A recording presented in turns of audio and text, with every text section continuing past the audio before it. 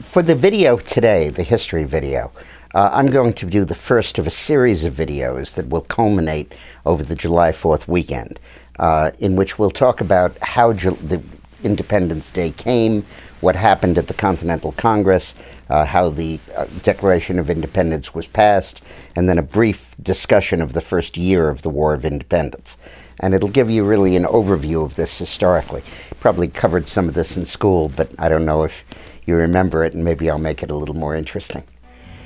It all began really with the French-Indian War, which happened in the early years of the 18th century, which was really the American equivalent of the 7 Years' War that was raging in Europe, and it pitted Britain against France.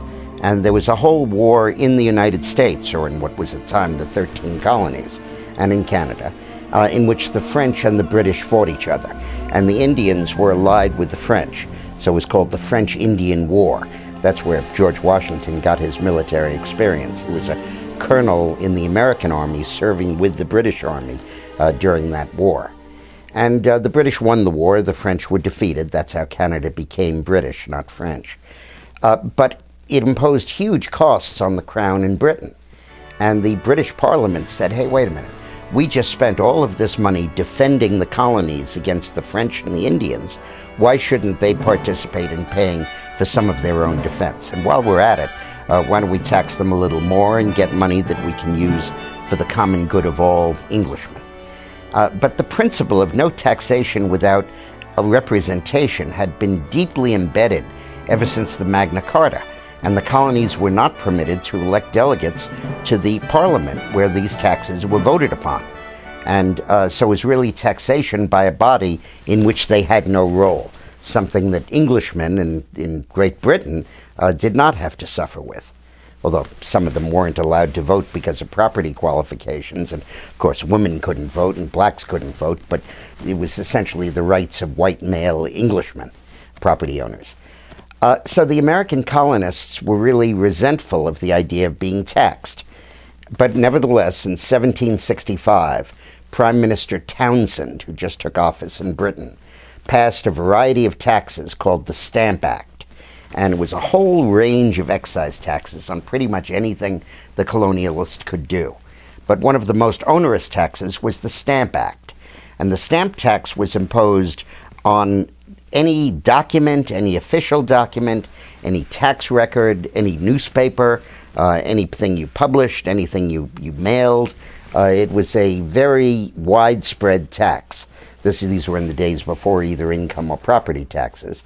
Excise taxes were the main ones, and usually they were just on whiskey. But this extended it to a whole range of areas that previously had never been taxed and were not taxed in Great Britain itself. So the colonists reacted furiously to this, and really demonstrations and protests and so on. And in 1770, 5 years after the stamp tax was imposed, the British Parliament repealed all of those taxes, except for one, the tax on tea. And of course, there was no alternative to tea back then. It was you drink tea, booze, or water. There was not coffee yet. In fact, coffee became introduced to the United States, to the colonies, in 1770 as an alternative to tea. And there are letters where John Adams is writing saying, I hate coffee, but I'm learning to drink it because I don't want to drink tea because it's taxed by the Crown. The British Parliament was insistent on the tax on tea and began to stamp out any efforts to bring in tea that was not taxed, and began to punish the importation of alternate beverages as well.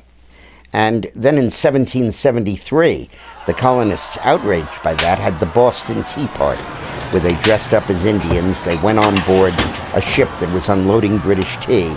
They smashed the crates and threw it into the harbor, called the Boston Tea Party. That had an energizing and galvanizing effect in the United States, but it had exactly the opposite effect in Great Britain. The British were outraged over the destruction of property. They felt that the colonists should have to pay for the tea. They felt that they should have to pay the tax, and they were furious at a lawless mob, as they saw it, seizing the Crown's property in this tea. And as a result of that, they punished Boston by sending British troops to occupy the city. And they declared Boston as a state of siege. They banned any importation of goods into Boston except for those sent in processed through the Crown's customs. They suspended all civil rights and all civil liberties in Boston and sent 10,000 or so troops to Boston to police the lawless city.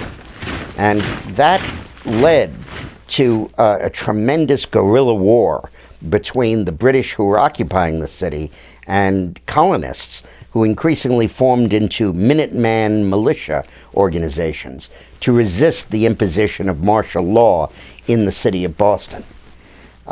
Eventually, the troops that were located in Boston began to get really upset, and the British got really upset at these guerrilla tactics by the American Minutemen. So they sent a punitive expedition of British soldiers to go first to Concord and then to Lexington in 1775, to one place to seize an arsenal of arms that the colonists were using, and to the other place to capture Samuel Adams and John Hancock, who were two of the leading ringleaders in the Revolution. Hancock eventually presided at the Continental Congress when it adopted the Declaration of Independence.